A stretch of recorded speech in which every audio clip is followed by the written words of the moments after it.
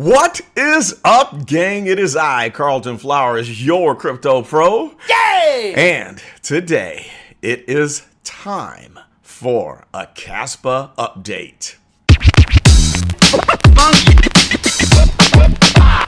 All right, so obviously we are long overdue on a Kaspa update, and things are going crazy. So I had to get this quick video up to talk about what's going on and share my thoughts. We're going to do this in backwards format, starting with the one-day chart and then work our way down. And I'll show you why once we get into it. But first, please be warned, this is not financial advice. I am not endorsing this project. I am not the expert at understanding this project, even though I've done quite a bit of due diligence. I'm not the one who is the definitive Kaspa pro, and I can't predict the future. So we're just going to discuss what's going on and try to make sense of this. So here we are on the one-day chart where we see Kaspa going vertical out of nowhere. I was hoping that we would hold 1 cent and thinking that 1 cent would be a major resistance. It broke through that. Next thing you know, we're waiting for a correction to 0.009. I know Simon, shout out to Simon. Woo! I know that he and others were waiting for that correction to underneath a cent so they could jump on. Well, that never happened. So here's what has transpired since then. We had bullish move after bullish move, and we had this series of breakouts. First, we had a flag here, okay, and that broke out. And then we had another bull flag, bullish pennant here, and that broke out. And so here we are going vertical. So what in the world is going to happen next? At the current moment, as I am shooting this video, the price is sitting at 0.0352. They did tick to 1, but whatever the case, we're at 3.5 cents. I never would have predicted that we would see such an enormous movement in this price in such a short period of time. We have massive volume and a major move on the MACD where our histogram has just absolutely gone bonkers up here in the positive as our bars are just going straight up. We have a complete divergence of the fast and the slow line pointing straight upwards on our one-day chart. And then we also had a bearish crossover here that looks like, okay, if this is a bearish cross that happened after this bearish cross, why is price continuing to shoot up? Well, we're going to have to break down into the 4-hour and the 1-hour and the 30-minute in order to make sense of that. So let's jump off of the one-day chart and let's go to the 4-hour. So on the 4-hour, it's equally as confusing. Here is a bearish crossover, but we have price going straight up. We have a big divergence with the fast line and the slow line on the oscillators of the MACD. Very bullish. And we also have solid green bars on the histogram and price moving up. Okay, and we can kind of see that we had this most recent bull flag right here. Whoops, meant to use a line there. And then, of course, this broke up here and is bigger than the pole. Because look at the pole here. We're doing more than what the bull flags are even telling us, okay? Because there have been several. We could call this a bull flag right here, a long one that had this long extended period of consolidation. And then when you take the pole here, let's just move this pole to this highest price here, as a matter of fact, and see if we can get a height on this movement. When we take this out to the breakout point, we also see the price went up above the height of the flagpole.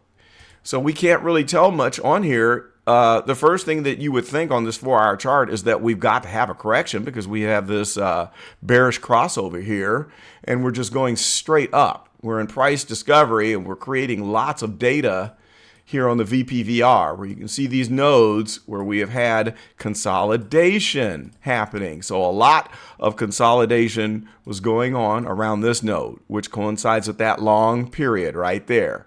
And then this one is pretty significant that coincides with this short consolidation period during this flagpole. Then there was some more here, but we don't have much of a consolidation period there, but that's a big node. And then we've got a lot of activity in this zone here. So there you have it. That is your 4-hour chart. Now let's go into the 1-hour chart and we can start to make sense of this. Okay, so on the stochastic, we can see that we do have a bullish crossover right here, okay? So stochastic shot up and went into the overbought zone, and it rounded off and went down. And what do you notice? While the stochastic dipped down, price was generally moving up. And we can see here, just barely, and we'll see it better on the next chart, we can see a bull flag here that is already broken to the upside. And we don't know what's happening here. Maybe there's another consolidation period that is happening. Okay, so for right now, it looks like each time that we had a stochastic peak and a price peak, when the stochastic went down, instead of price going down, we consolidated. And then we have another run up right there, and then we consolidated on this dip. Then we have this run where stochastic stays high, does a double peak, and then we consolidate it. Look at this low point here. No movement down in price, okay? I always say, look at the return on investment from your stochastic peaks and your stochastic bottoms in order to determine the strength of a move. So then we had this rounding up, this big move here that coincides with this. And at the bottom, we have a crossover. So it looks like we're trying to establish another consolidation period. Now, we've got to go all the way to the 30-minute to make sense of this. Here we are, finally, on the 30-minute chart, so we can see the current action. And now, whenever you have price action that is going this strong and this hard, this fast, you've got to look at the quicker time frame chart to see when the 30-minute can overrule the 1 hour, when the 1 hour can overrule the 4 hour, when the 4 hour can overrule the 1 day. So in other words, this 30-minute chart, we have these movements here. Whereas on the 1 hour chart, if it says, yeah, you're at a bottom, you're going lower, you just had a bearish cross, the 1 hour chart will show you how far down it's going to go or if we're just going to consolidate sideways. So looking at this, we finally see that after this crossover and unfurling, the MACD oscillators are at a peak, curling over. We have an impending crossover right here, which coincides with these two red candles. So this is the only chart that we can make sense out of things. And it looks like to me that we've got a possible consolidation period that is about to happen, which could form another bull flag. So where would we start it? It could start here. It could start here. The only thing that we could do is take this flagpole here to the peak at about point, what? Let me see. What's the price here at the top? I need to scrunch it down. I can't even see it. Well, whatever the case, the price is above 0.0035 at the top of this candle, the wick, rather. And then we would, of course, kind of try to connect the dots like this. And taking the bottom of this red candle there, I would say that there's a strong possibility that this is the current consolidation move that we're going to see, where price might bounce around within this triangle and then could possibly break out again. Now, will it break out, to the upside or the downside? Right now, it's looking like a bull pennant, but at some point, it's going to have to correct. So we don't know right now. It's 50-50. We'll have to see what the strength of the oscillators on the stochastic says after we come on down. When we hit a bottom here, we're going to say, what's the price? If we hit a bottom and we sustain this bottom edge of the triangle, this base, then we're probably going to break to the upside. But if we violate this base, it could give us an indication that we're finally going to correct. So this is absolutely absurd. And I'm going to tell you what, I don't know what to do because I was about to take profits at 2 cents. And then I thought, well, let me sleep on it. Then price went to 2.5 cents. I thought, I need to take profits. I said, well, let me sleep on it. Then price went to 2.8 cents. And I thought, all right, I should sell half of my 100,000 and let the other 100,000 ride. And I thought, let me sleep on it. So I could be making a very bad decision. Here we are where I invested, $400? And now my investment is worth $3,475. That's like what? Let's see. 8 times 4, 32. 9 times 4, 36. We're almost at between an 8 and a 9x of where I'm at when I came in. I had first bought this at 0.0015. And then I sold for profits at 0.006. I bought everything back at 0.004 because I was afraid it wasn't going to come back down. And it didn't. This is a gamble. And I'm being greedy right now. And this is the trick. How long do you hold on? We have some of the people in my group. We had one individual that sold. He had a huge stash. Val, shout out to Val. He took profits, and you can't blame him. And what we're discussing in the group is wondering, well, what's pushing this action? And if you are in the know, please post in the comments and let us know what is going on. Is it insider action? Is it some funny business? Are we about to get a new listing? Is it pure technical strength? What is going on?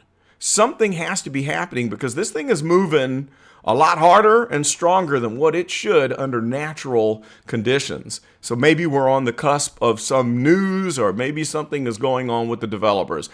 I don't know. I've been busy lately, so I need my Kaspa experts. You know who you are. Please chime in and educate us on what your thoughts are as far as why we are seeing this ridiculous action happening right now. And let me end with a worst case scenario for correction. We should at least kind of plan for how far we could correct under worst case scenario, okay?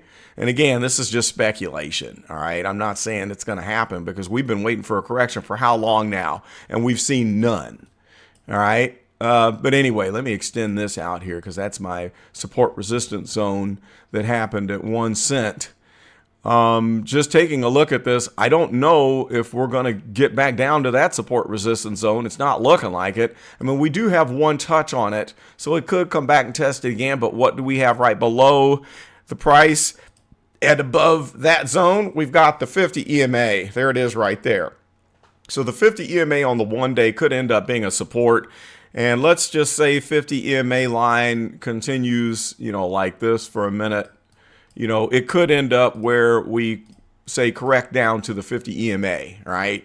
And maybe we have a new flag formation that looks something like this. I'd like to see a nice long consolidation period where we stop this vertical movement and we start to bounce and do something like this. That would be nice because if we can get that for a while, for the next month or so, then we're going to be set up because we're closer to the bull market where this thing is going to vault out of there and it's going to be moving on like big time. So maybe we could get some consolidation here where we correct down around either these two nodes right here that's between the 2 and 2.5 cent range, and it could be right here. Like I said, it could be within this triangle here. But I was supposed to say worst case scenario. So worst case scenario, we got two big nodes that are below those. Here's one, here's the other. So this could be our new worst case scenario areas to look at, where if price corrects all the way down, we could get support here, or we could come back into this range and find support because here is a new low point right there that is above this 1 cent zone. And we could vault out of here. Okay, so that's worst case scenario. But until then, we're just going to have to wait and watch and just see what this crazy thing does because we really don't know. And again, post your comments below if you have some information for us that you are privy to as far as what's going on in the back end. And I'll just end it right there. But I would love it if you would like, comment, and subscribe to the Crypto Pro channel. I appreciate having all of you here, all of you Kaspa enthusiasts And for now, I guess I'm just going to hold and ride it. I don't feel like sending my tokens from my hot wallet back to the exchange and selling and back and forth. I'll just wait. I mean, in the long run, this is probably going to do great, and we're going to have a bull market soon. So I think for now, I'm just going to have to play safe and not play with this too much. That's all I got for now. This is Carlton, and I am out.